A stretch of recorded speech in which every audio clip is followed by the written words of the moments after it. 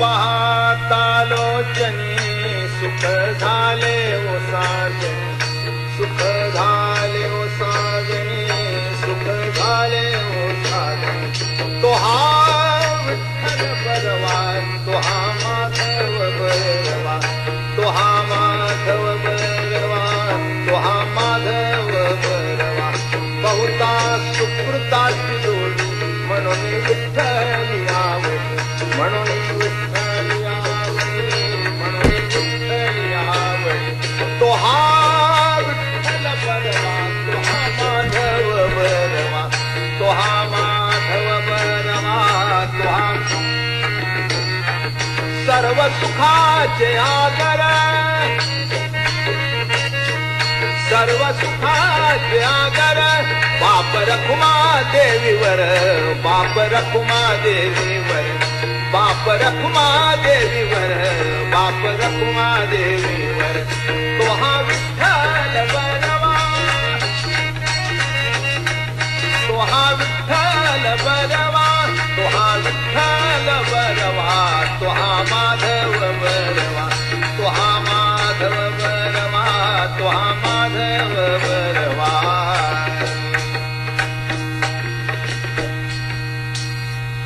हरी मुखे म्हणा,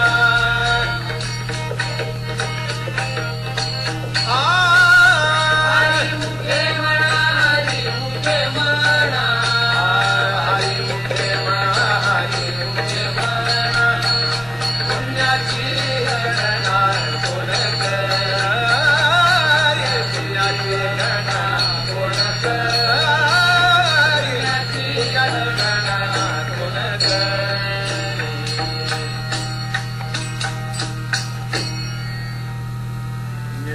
नेम नामी ते प्राणी दुर्लभ, लक्ष्मी वल्लभ तया जवळी, लक्ष्मी वल्लभ तया जवळी। नारायण हरी, नारायण हरी, मुक्ती मुक्ती चारी खरी त्यांच्या, चारी खरी त्यांच्या।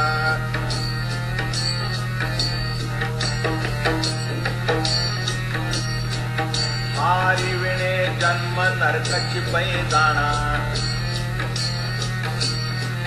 यमाचा पाहुणा प्राणी होय, यमाचा पाहुणा प्राणी होय। ज्ञानदेव पुसे निवृत्तीसी जाड, ज्ञानदेव पुसे निवृत्तीसी जाड। गगनाहुनी वाढ नाम आहे, गगनाहुनी वाढ नाम आहे। अभंग 22. हरिनाम आकाशापेक्षा मोठे. भावार्थ. भगवन नामाच्या नित्यस्मरणाचा नेम करणारा मनुष्य दुर्मिळ आहे. भगवंत नित्य नाम घेणाऱ्याजवळ नेहमी असतात. ज्याच्या मुखात नारायण हरी असा नामजप असतो त्याला इहलोकीचे भोग व चारीही मुक्ती प्राप्त होतात. नामस्मरणाविना जीवन हा साक्षात नरकच होय. मरणानंतरही त्याला यमलोकीत जावे लागते. श्री ज्ञानदेवांनी श्री निवृत्तीनाथांना नाममहात्म्याविषयी विचारले तेव्हा ते म्हणाले, नामाचा महिमा आकाशाहूनही थोर आहे. भगवंतांना नामाची अतिशय आवड आहे. म्हणूनच भगवंत नारदांना सांगतात, नाहम वसामी वैकुंठे योगिनाम हृदये रवो भक्ता मद्भक्ता यत्र गायन्ती तत्र तिष्ठामि नारदा. हे नारदा, मी वैकुंठात राहत नाही, योग्यांच्या हृदयात राहत नाही किंवा सूर्यमंडलातही राहत नाही, तर माझे भक्त जेथे माझे नाम गातात तेथेच मी राहतो. नाम उच्चारिता कंठी पुढे उभा जगजेठी, असा तुकाराम महाराजांनी म्हटलेला आहे. नाम आणि रूपाचा संबंध अविभाज्य असल्यामुळे जेथे नाम तेथे भगवंत असणारच. व्यवहारातही आपण हेच पाहतो की ज्या वस्तूचे अथवा व्यक्तीचे नाव घ्यावे ती वस्तू अथवा व्यक्ती रूपगुणासह आपल्या नजरेसमोर येते. अर्थात व्यवहारातल्या वस्तू व व्यक्ती नाशिवंत असतात, बदलणारे असतात, परंतु भगवंत अव्यय व अनंत आहेत. त्यामुळे नामासमवेत त्यांचे वास्तव्य अखंड असते. म्हणून माऊली म्हणतात, ज्यांच्या नामाचा नित्य नेम असतो त्यांच्यापाशी लक्ष्मीपती भगवान विष्णू नित्य असतात. ज्ञानेश्वरीतही त्यांनी हेच सांगितले आहे. परितयापासी पांडवा मी हरपला गिवसावा, जेथे नामघोष बरवा करीती माझा. परंतु असे लोक दुर्मिळ असतात, कारण मुखात नाम येण्यासाठी अनंत जन्मींचे पुण्यपदरी असावे लागते. बहुत सुकृतांची जोडी असेल तरच विठ्ठली आवडी उत्पन्न होते असे संत सांगतात. शिवाय मी नाम घेतो असा अहंकार उत्पन्न होता कामा नये. दृश्य असे दिसते की भक्तीला सुरुवात होते न होते तोच आपण भक्त आहोत त्याची इतरांनी दखल घ्यावी अशी अपेक्षा असते आणि त्यानुसार दिखावाही चालू होतो. अशा ठिकाणी भगवंत राहत नाहीत. स्वतःलाही विसरलेल्या गोपींना जेव्हा भगवान आपल्या मनाप्रमाणे वागतात, त्या आपण किती श्रेष्ठ भक्त आहोत असा गर्व झाला. त्याच क्षणी भगवान अंतर्धान पावले. मग इतरांची काय कथा. ज्यांच्या मुखातून अखंड नारायण हरी असा जप चालू असतो, त्याच्या ऐहिकाचा भार तर भगवंत घेतातच, पण त्याला चारही मुक्तींचा लाभ करून देतात. गीतेत भगवंत म्हणतात, तेषाम नित्य भिक्तुया तेषाम नित्या, जे माझ्याशी नित्य जोडले गेलेले असतात त्यांचा योगक्षेम मी चालवितो. योग म्हणजे भगवत प्रेमाची प्राप्ती आणि क्षेम म्हणजे ते नित्य संभाळणे. नामधारकाची नामस्मरणाची गोडी भगवंत कधीही कमी होऊ देत नाहीत. नित्ययुक्त भक्ताचा परमार्थ भगवंतच सांभाळतात. भगवंत म्हणतात, आता यावरी येतुले घडे, जे तेची सुख आगळे वाढे आणि काळाची दृष्टी न पडे ते आम्हा करणे. ज्ञानेश्वरीतील 133वा श्लोक. भक्तांनी आमच्याविषयी जे प्रेम धरले ते अधिक कसे वाढेल आणि त्यावर काळाची दृष्टी पडून ते कमी कसे न होईल हेच आम्हाला करावे लागते. भगवान भक्तांच्या प्रेमस्थितीचे ऋण अशा रीतीने फेडू पाहतात की ते भक्तांच्या ठिकाणी अहंकार उठू देत नाहीत आणि त्यांचा प्रेमभाव कमी होऊ देत नाहीत. नामधारकाला मुक्ती मिळवण्यासाठी कुठे दुसरीकडे परलोकी वगैरे जावे लागत नाही. चारी मुक्ती त्याच्या घरीच असतात. अखंड भगवन्नामात रमलेले भक्त जिवंत असतात, पण प्रपंचातील कोणत्याही भावाने बद्ध नसतात, मुक्त असतात. म्हणून जीवनमुक्तीचा ते येथेच अनुभव घेतात आणि जाणीव नेणीवीसह रहित समाधीप्रमाणे त्यांच्या अंतःकरणाची स्थिती असते. म्हणून ते विदेहमुक्तीचाही अनुभव घेतात. या उलट स्थिती नामविन्मुखांची असते. त्यांना जिवंतपणेही नरक आणि मृत्यूनंतरही नरकच भोगावा लागतो. माणसाचे मन कोणत्या तरी एका गोष्टीचे चिंतन करते. जेव्हा ते नामात गुंतते तेव्हा विषयांना विसरते आणि विषयात गुंतते तेव्हा नामाला विसरते. नामाविन्मुखांचे मन अखंड विषयातच गुंतलेले असते. विषयात तात्पुरते सुख असले ते अल्पकाळ टिकणारे असते, म्हणून ते दुःखमय असते. दुःखम अल्पसुखम स्मृतम. क्षणिक सुखच दुःख होय आणि हे दुःख विषयासक्त पुरुषास सतत भोगावे लागते. म्हणून जिवंतपणी त्यांना नरक भोगावा लागतो असे म्हटले आहे. सतत नव्या नव्या अपेक्षा बाळगून त्या पूर्ण न झाल्याने विषयासक्त माणसे नेहमी दुःखातच जगतात. एका अर्थी हा नरकच नव्हे का? शिवाय या वासना पुऱ्या करण्यासाठी जी अनेक पापे करावी लागतात त्यांचा परिणाम म्हणून मृत्यूनंतर यमयातना भोगाव्या लागतात त्या निराळ्याच. श्री ज्ञानेश्वर महाराजांनी आपल्या सद्गुरूंना विचारले, गुरु महाराज, नाम म्हणजे शब्द. शब्द हा आकाशाचा गुण असल्याने त्याला उत्पत्ती व विनाश असणारच. मग उत्पत्ती विनाशशील नामाचा एवढा महिमा कसा? श्री निवृत्तीनाथ म्हणाले, ध्वनिरूप शब्द हा आकाशाचा गुण आहे. वर्णरूप नाम हा आकाशाचा गुण नव्हे. ज्या आत्म्यापासून आकाश उत्पन्न झाले त्या आत्म्याचा वाचक शब्द असल्यामुळे ते आकाशापूर्वीच अस्तित्वात असते व आत्मा जसा आकाशाहून व्यापक तसे ते नामही आकाशाहून व्यापक व आत्म्याप्रमाणेच अविनाशी आहे. येथे अभंग 22वा संपन्न झाला. हरिओम तत्सत. हरिओम तत्सत.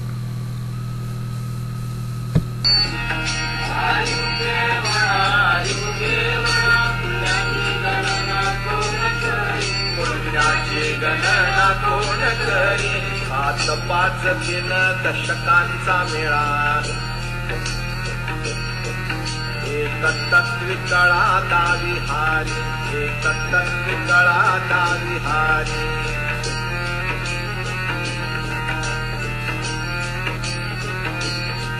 तैसे नव्हे नाम सर्व मार्गा वरिष्ठ, तेथे काही कष्ट न लागती, तेथे काही कष्ट न लागती. आजपाजपणे उलट प्राणाचा, आजपाजपणे उलट प्राणाचा. येथेही मनाचा निर्धार वासे, येथेही मनाचा निर्धार वासे. ज्ञानदेवाजिने नामे विण व्यर्थ, ज्ञानदेवाजिने नामे विण व्यर्थ. रामकृष्ण पंथ क्रमीयेला, रामकृष्ण पंथ क्रमीयेला. हरिमुखे म्हणा, हरिमुखे म्हणा, हरिमुखे म्हणा.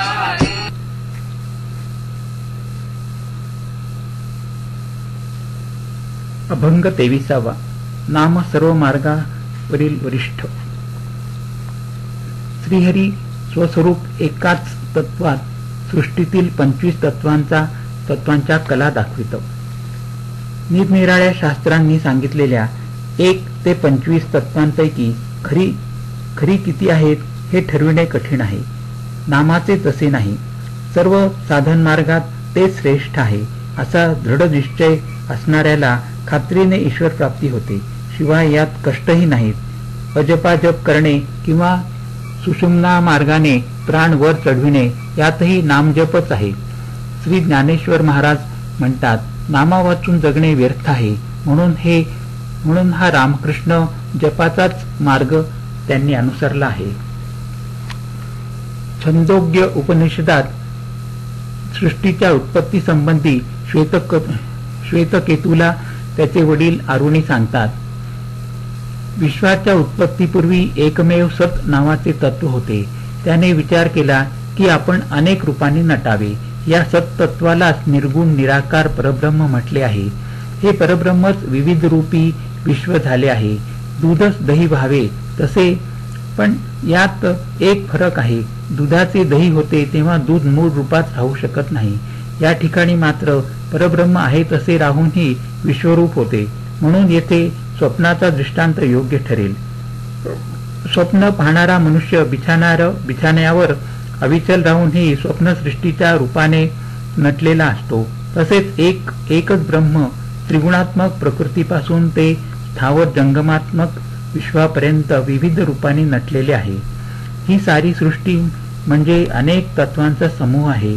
कोणी त्रिगुणात्मक प्रकृती हे एकच तत्व मानतात, तर कोणी 3, 5, 7, 10, 16, 25, 28 अशी वेगवेगळी तत्वे असल्याचे सांगतात. या अभंगात माऊलींनी निरनिराळ्या तत्वज्ञानांची मते सांगताना 7, 5, 3, 10 अशा संख्यांचा उल्लेख केला आहे. या सर्वांची बेरीज केली तर 25 तत्वे होतात. सांख्यशास्त्रात 25 तत्वांचा उल्लेख आहे. पुरुष, प्रकृती, महत्त्व, अहंकार, 5 तन्मात्रा, मन, 5 ज्ञानेंद्रिय, 5 कर्मेंद्रिय व 5 महाभूते अशी ही 25 तत्वे आहेत. माऊली म्हणतात, परब्रह्म किंवा सत असा ज्याचा उल्लेख केला जातो असा श्रीहरी हे एकच तत्व आहे आणि त्यानेच या तत्वांचे रूप घेतले आहे. इतके करूनही तो पुन्हा आहे तसाच आहे. ही त्याची कला म्हणजेच लीला, त्याची तोच जाणे. ज्ञानेश्वरीत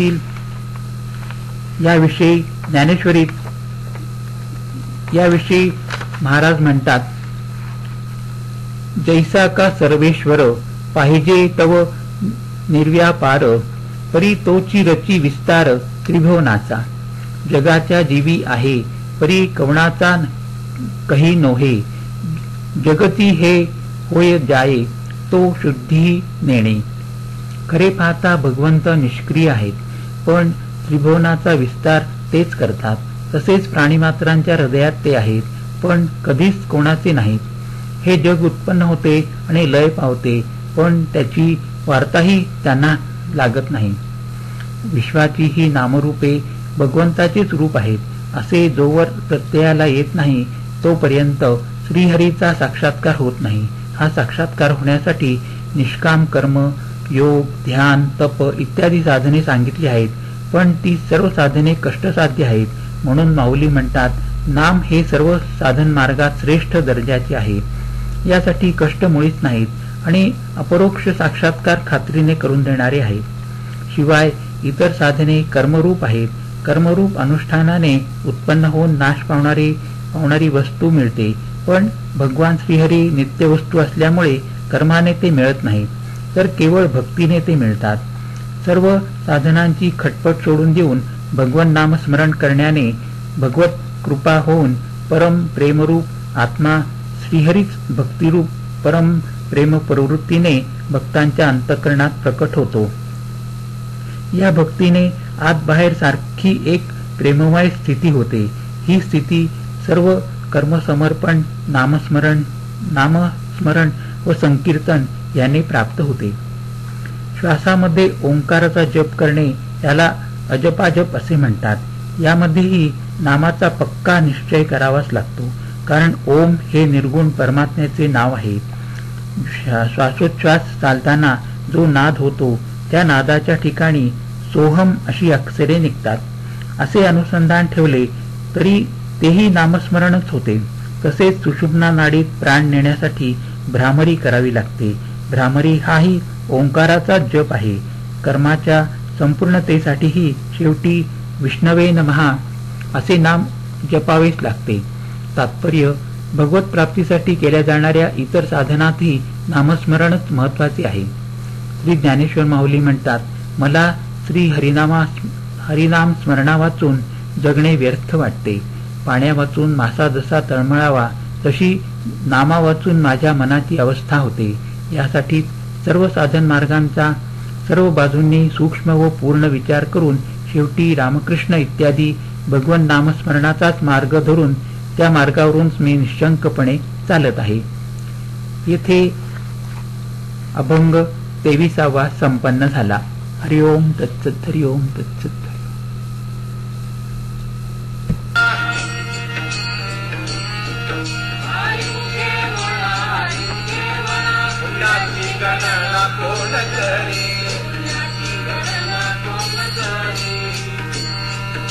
जप तप कर्म क्रियाने धर्म सर्वागंडी राम भाव शुद्ध. सर्वागंडी राम भाव शुद्ध न सोडी रे भाव टाकी रे संदेहो. रामकृष्ण का हो नित्य भोणी. रामकृष्ण का हो नित्य भोणी. दात वित्त गोत कुळशिळ मात. जात वित्त गोत कुळशिळ मात भजे त्वरित भावनायुक्त भजे त्वरित भावनायुक्त ज्ञान देवा ध्यानी रामकृष्ण मनी ज्ञान देवा ध्यानी रामकृष्ण मनी देने वैकुंठ भुवनी घर केले देने वैकुंठ भुवनी घर केले आरी मुखे म्हणा आरी मुखे म्हणा पुण्याची गणना कोण करी पुण्याची अभंग 24वा हरिनाम ग्रहण हाच नेम. भावार्थ सर्व वस्तू मात्रात राम भरून राहिला आहे. हा शुद्ध भाव उत्पन्न होण्यासाठी जप तप कर्मे क्रिया उपवास आदी नियम इत्यादी साधने शास्त्राने सांगितली आहेत. म्हणून संशय सोडून सर्व काही श्रीहरी आहे हा भाव दृढ करून आणि रामकृष्ण नामाचा अखंड उद्घोष करावा. भगवत प्राप्तीसाठी जात द्रव्य गोत्र कुळ शील या गोष्टींना अजिबात किंमत नाही. आवश्यकता आहे ती केवळ भावयुक्त भजनाची. म्हणून ते करण्यास तत्काळ सुरुवात करावी. श्री ज्ञानदेव महाराज म्हणतात, माझ्या ध्यानी मनी रामकृष्णच आहे, त्यामुळे माझे नित्य वास्तव्य वैकुंठ भुवनातच आहे. गुरूंनी दिलेल्या मंत्राचा जप करणे, देह कष्टवून शीतोष्णादी सहन करून तप करणे, नित्य नैमित्तिक पूजा इत्यादी करणे, व्रतवैकल्ये करणे, उपवास आदी नेम करणे ही सर्व साधने चित्तातील वासना नाहीशा करून चित्त शुद्ध होण्यासाठी आहेत. श्री शंकराचार्य म्हणतात, कर्मे चित्त शुद्ध होण्यासाठीच करायची असतात, आत्मज्ञानासाठी नव्हे. चित्त शुद्ध झाले की आपोआप त्या चित्ताला प्रपंच भगवत स्वरूप वाटू लागतो व भगवत प्रेमानेच त्याचे चित्त भरून जाते. परंतु ही कर्मे करण्याची एक युक्ती आहे, ती साधली पाहिजे. ती युक्ती अशी की मी करीत असलेले कर्म भगवंतासाठीच असून ते भगवंतच आपल्या देहाच्या माध्यमातून करवून घेत आहेत असा सतत पक्का निश्चय असला पाहिजे. असे कर्मच चित्तशुद्धी करते. या कर्माचा करता मी नसून याचे फळ मला अर्थात या देहाला मिळाले पाहिजे या भावनेने केलेले कर्म चित्तशुद्धी करीत नाही. या उलट वासना अधिकाधिक वाढवते आणि चित्त अशुद्ध करते. जी कर्मे आपण करू त्यांनी भगवत प्रेम वाढले तरच त्याचा उपयोग होतो. भागवतात म्हटले आहे ना, धर्मकर्मे कितीही यथासांग केली आणि त्यापासून भगवत प्रेम जर उत्पन्न झाले नाही तर ते व्यर्थ श्रम आहेत. भगवंतच विश्वरूपाने नटले आहेत असे वाटणे हा शुद्ध भाव आणि भगवंतांपेक्षा विश्वाला वेगळे मानणे व देहसुखासाठी त्यावर प्रेम करणे हा अशुद्ध भाव होय. म्हणून हा शुद्ध भाव कधीही सोडू नये. निदान संत स्वानुभवाने हे सांगतात म्हणून तरी त्यावर विश्वास ठेवावा. हा दृढ विश्वास ठेवून मन निश्चय करीत गेले तर पुढे मन ते अनुभव घेतल्यावाचून राहणार नाही. गीता सांगते, श्रद्धावान लभते ज्ञानम. सद्गुरू संत शास्त्रे यांचा वचनांवर श्रद्धा ठेवल्यानेच आत्मज्ञान प्राप्त होते. दृढ विश्वास ठेवून भगवंताचा नामघोष करावा. या ठिकाणी रामकृष्ण नामाचा नित्य टाहो फोडावा असे माऊली म्हणतात. एखाद्या गर्दीत मूल आईपासून दूर गेले तर ते टाहो फोडते. त्यावेळी आजूबाजूला इतकी सारी माणसे असतात पण मुलाला त्यातले जणू काही कोणीच दिसत नाही. एवढ्या मोठ्याने रडणारे मूल आई दिसताच गप्प होते. भक्तालाही आजूबाजूचा प्रपंच दिसता कामा नये.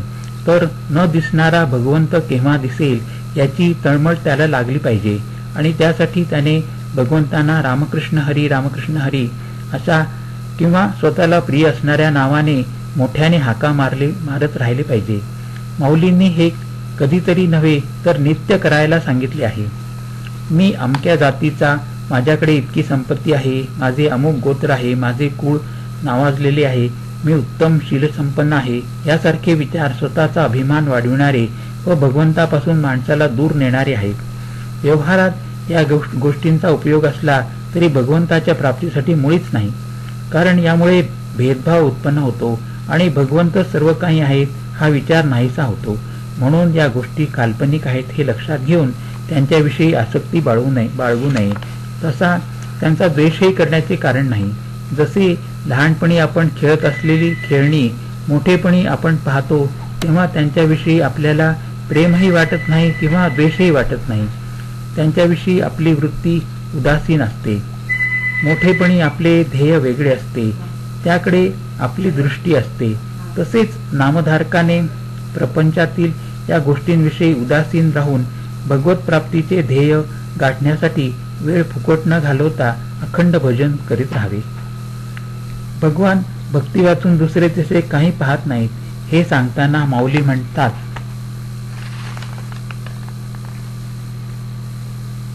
हे अर्जुना, ज्यांनी सर्व प्रकारे आपला सर्व भाव माझ्यावर ठेवून जगण्याचा आधारही मलाच केले आहे, ते कोणत्याही जातीतील असोत, भले त्यांनी शास्त्राध्ययन केलेलेही नसो, पण माझ्याशी तुलना करता ते माझ्याहून मुळीच कमी नाहीत. पहा बरे, भक्तीच्या जोरावर दैत्यांनीही देवांना तुच्छ ठरविले आहे ना. म्हणूनच तर दैत्यकुळातील प्रल्हादासाठी मला अवतार घ्यावा लागला. प्रल्हाद दैत्यकुळातील खरा, पण इंद्राहूनही तो श्रेष्ठ आहे, कारण तो भक्त आहे. भक्तीच सरस आहे, जात किंवा कुळ नव्हे. श्री ज्ञानेश्वर महाराज म्हणतात, माझ्या ध्यानात भगवंताचे रूप आणि मनात त्यांचे नाम असल्यामुळे मी जरी भूतलावर असलो तरी माझे वास्तव्य वैकुंठातच आहे असे मी मानतो. कारण येथे भगवंताचे नामरूप अखंड आहे तेच वैकुंठ होय. येथे अभंग 24वा संपन्न झाला. हरिओम तत्सत, हरिओम तत्सत, हरिओम.